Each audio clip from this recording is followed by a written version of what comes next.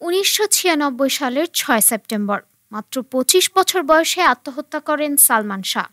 তার মৃত্যুর পর রমনা থানায় একটি অপমৃত্যু মামলা করা হয়।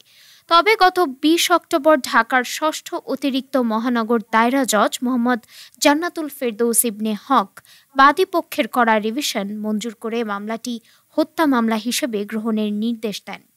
এর পরিপ্রেক্ষিতে ২১ অক্টোবর রাজধানীর রমনা থানায় মামলাটি করেন সালমান শাহর মামা আলমগীর কুমকুম।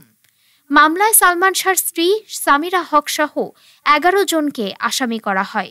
এদিকে ২-১ দিনের মধ্যেই পুলিশের কাছে আত্মসমর্পণ করবেন বলে এই মামলার আসামি ডন জানান। তিনি বলেন, সবাই বলছে আমি নাকি পালিয়ে বেড়াচ্ছি। ৩০ বছর পালাইনি, এখন পালাবো কেন? আমি বাসাতেই আছি, ভাবছি ২-১ দিনের মধ্যেই পুলিশের কাছে আত্মসমর্পণ করব।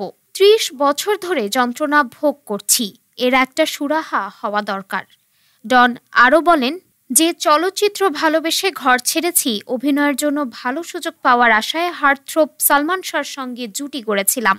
মা বউয়ের ভালোবাসা থেকে বঞ্চিত মানুষটির সুখ দুঃখের সাথী হয়েছি, তাকে আনন্দে রাখার চেষ্টা করেছি, কিন্তু সালমানকে ভালোবেসে আমার ক্যারিয়ারের ১২টা বেজেছে, আজও ঘুরে দাঁড়াতে পারিনি। সালমানকে ভালোবেসেছি বলেই জীবনে প্রচণ্ড ঝড় মেনে নিয়েছি।